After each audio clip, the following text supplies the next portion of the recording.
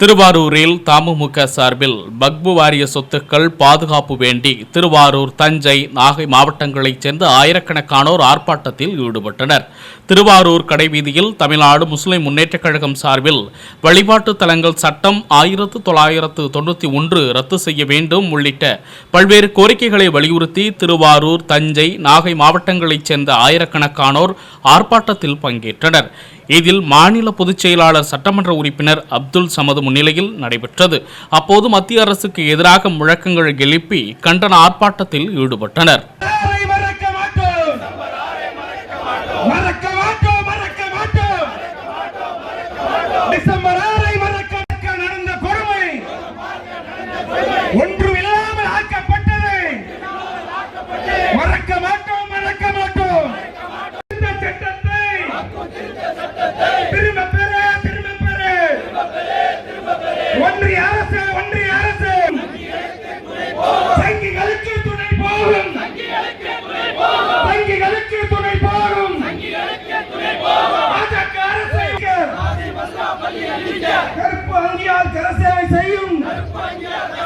நாகை மாவட்ட செயலாளர் முஜிபுர் ரஹ்மான் அவர்கள் கண்டன கோஷங்களை எழுப்புவார்கள்.